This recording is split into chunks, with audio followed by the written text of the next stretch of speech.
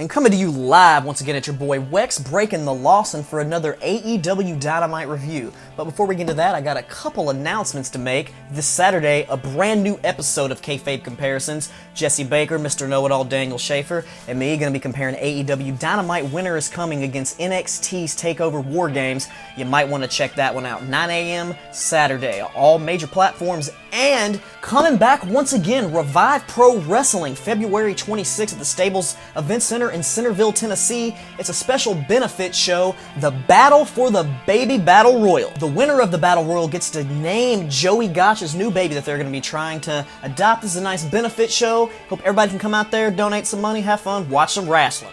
And without further ado, here is your AEW Dynamite review for December the 9th, 2020. This week's show opened up with a fantastic fast-paced match between the AEW World Tag Team Champions, the Young Bucks, versus the Hybrid 2, Angelico and Jack Evans. And this match was fucking wild. They all did a lot of good lucha things. We saw all the kicks, all the flips, all the moonsaults, all your crazy classic Young Bucks tag team maneuvers, your double team shit. We saw all your Jack Evans from the heavens. He was flipping and flying everywhere, and Angelico was doing all those classic Mexican submission moves that he can do. Racist? He trained in Mexico! There was this fucking crazy huge Jack Evans moonsault when he went off of the back of one of the Young Bucks that was in a fireman's carry from Angelico to the outside. It was fucking crazy. This was a very back and forth, highly competitive matchup. At one point we even saw a really sick ass doomsday device the Young Bucks did on the outside onto the ramp. It was pretty devastating. We got a lot of false finishes, a lot of kickouts, and Angelico seemed to kick out of everything. They really made him look strong in this match. And I actually saw a move we haven't seen in a long time, the Indie Taker to the outside, which they didn't call on commentary.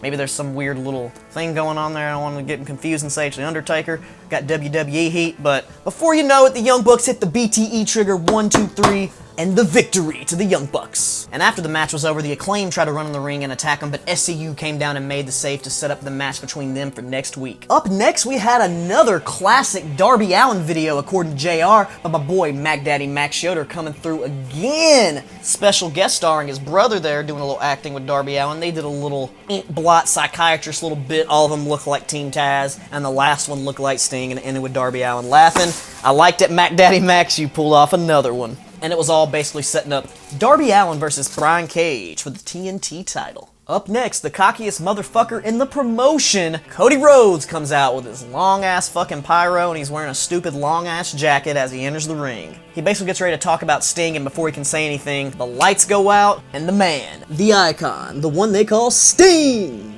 It's Sting! makes his way to the ring, and I'm gonna get to that It's Sting part. That's one of the first things he did. He wanted to pop the crowd, got Shivani to do the little bit, you know, pandering a little bit here, being pretty friendly with everybody. And then he was like, Cody, I'm not here for you. And you know who he's here for. He said, something seems familiar. He pointed up to your boy Darby Allin sitting up in the rafters, looking all classic Sting like old WCW like. And then he gave Cody kind of a hard hug headlock type thing and was like, see you around, kid. You got old man strength. Oh, he's got that old man strength. Dude, he's been doing it since 90-something, like probably 89, 91, something like that. I'm probably wrong as fuck, but I'm close. Ever since I was a baby. Right after that, we get a really quick promo backstage from Team FTW, Team Taz, with a new member standing there. It's Taz's son, Hook, and he let Cody know that, fuck that, he's not going to train with the Nightmare family, he's training with us in the Team Taz dojo. And basically, fuck you, Cody. Which I say, fuck you too, Cody. I don't know, it's just, not really fuck you, but goddamn, you piss me off.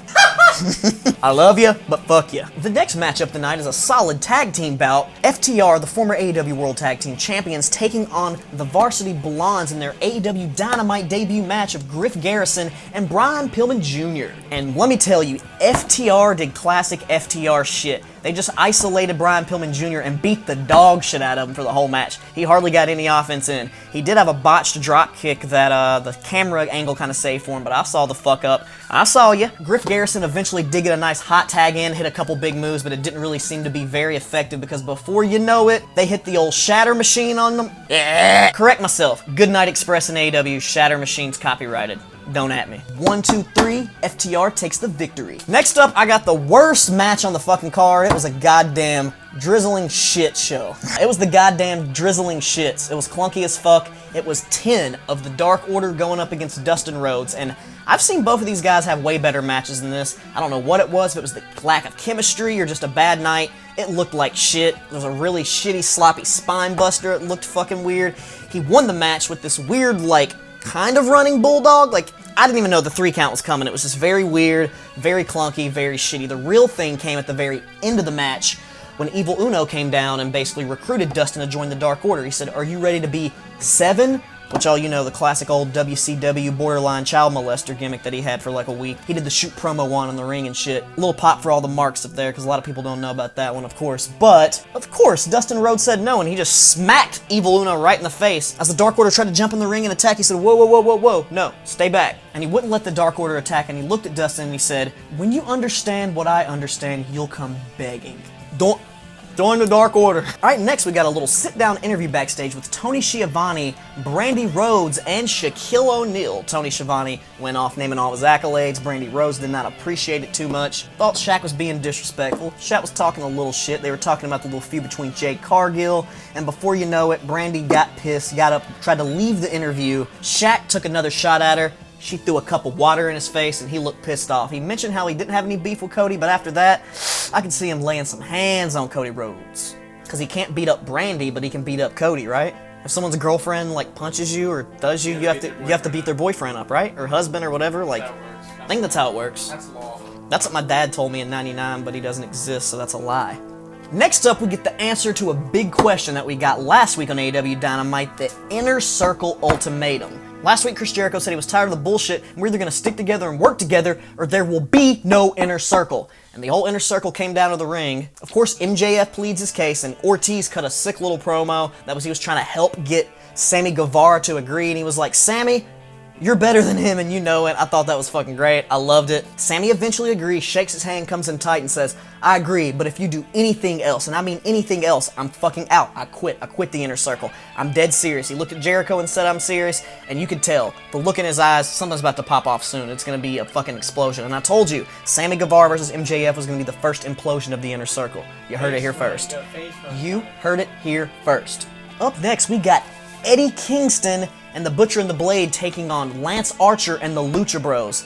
And before the match even started off, it just turned into chaos. Lance Archer jumped over the rope from the entrance ramp into the ring, taking everybody out, and everyone just started brawling. Pentagon got put through a table and then taken to the back by the medical staff and the rest because he was hurt. So before the match even started, it got turned into a handicap 2-on-3 match. And they effectively isolated Phoenix and fucked him up for basically the entire match. He got a hot tag, got a couple moves in, and so did Lance Archer, did some big power moves, but it didn't seem to be enough. Phoenix went for this crazy tope through the top and middle rope to the outside, taking Eddie Kingston out, but also landing on his head, and that was just enough for the Butcher and the Blade to get him back in the ring, hit the full death for the 1-2-3, they win the match. Yeah!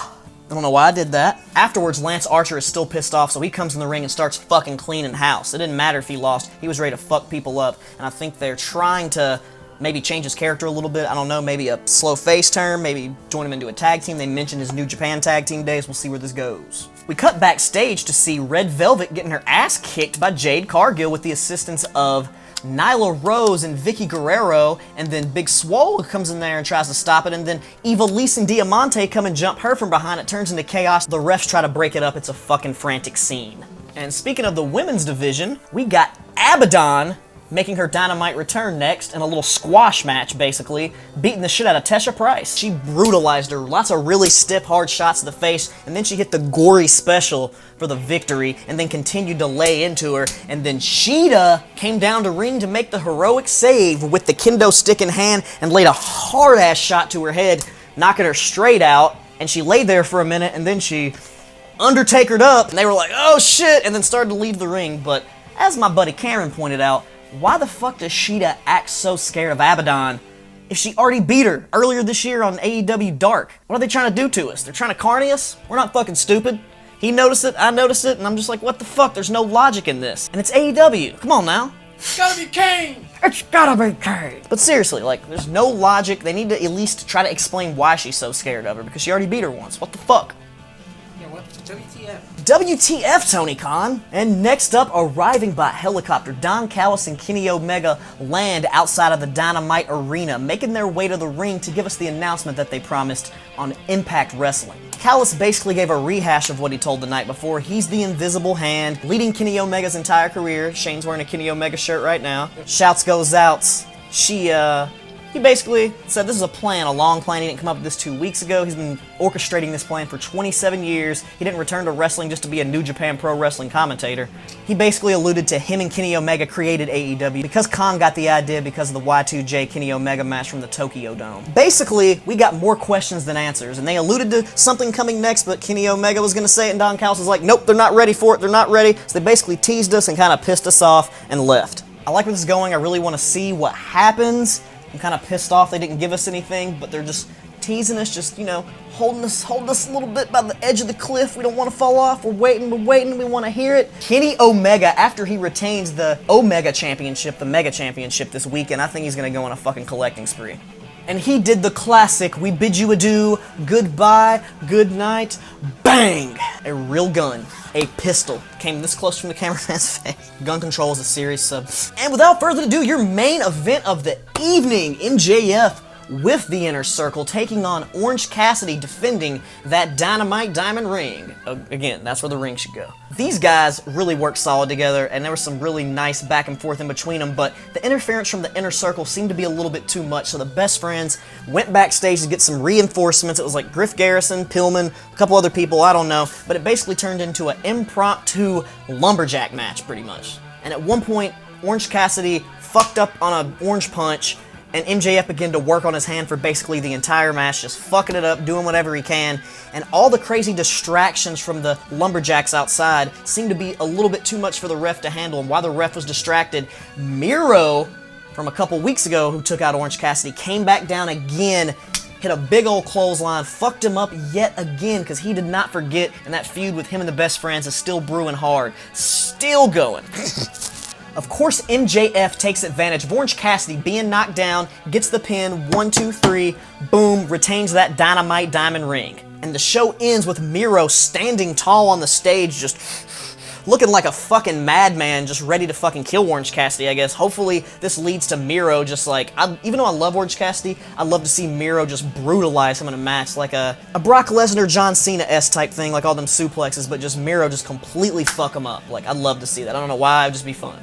This week's episode of AEW Dynamite is only gonna get a 3 out of 5 2-so-weets because it wasn't that sweet. That Dustin Rhodes 10 match was a fucking piece of shit. I thought it sucked. That was like one of the worst matches I've ever seen on Dynamite. I know those guys can do better, but it really fucking sucked. Another reason I'm gonna give it a 3 is there's no logic behind Shida being scared of Abadon. That just kinda really bugs me. They could do a lot better with that. And the final reason is that no new info on the Kenny Omega Don Callis situation. Even though I know what they're doing, I get it, it's part of the story, part of being a heel, part of pissing us off, but I wanted something new. I was waiting for it. I was waiting all night for that announcement, and they got me. They got me. They hooked me in. So this week's episode, again, a 3 out of 5, and I will see you next week. Don't forget to like, share, subscribe, and show all the video to all your buddies. Do all that bullshit. Peace.